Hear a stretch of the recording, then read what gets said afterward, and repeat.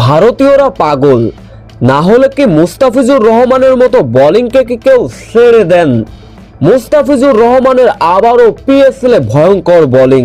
তার ভয়ঙ্কর বোলিং দেখে ভারতীয়দের খোঁচা মেরে একই বললেন পাকিস্তানের ধারাভাষ্যকেরা। বিস্তারিত জানতে ভিডিওটি না টেনে সম্পূর্ণ দেখার অনুরোধ রইল।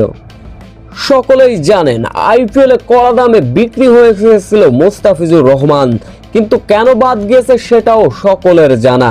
আইপিএল এর বিকল্প এবার মুস্তাফিজুর রহমানের পিএসএল এর নিজের নামের সুবিচার করছেন মুস্তাফিজুর রহমান।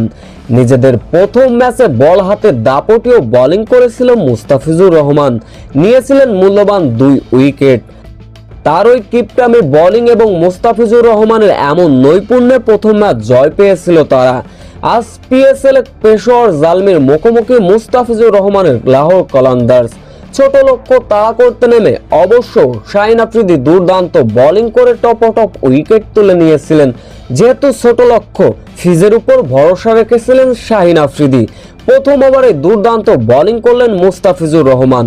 প্রথম 3 বল থেকে 3টাতে বোকা বানিয়েছিলেন সাহাদকে। তৃতীয় বল আর বুঝতে পারলেন না মুস্তাফিজুর রহমানের সোলো আর কাটার, বুঝতে পারলেন না সাহাদ। কিপারের কাছে ক্যাচ দিয়ে প্যাভিলিয়নের দিকে ফিরলেন। ব্যক্তিগত প্রথম ওভারে 1 রান দিয়েছিলেন মুস্তাফিজুর রহমান, নিয়েছিলেন মূল্যবান 1 উইকেট। নিজের ব্যক্তিগত দ্বিতীয় ওভারে এসে আবারও কিপটামি বোলিং করলেন মুস্তাফিজুর রহমান, দিয়ে বসলেন মাত্র 5 রান।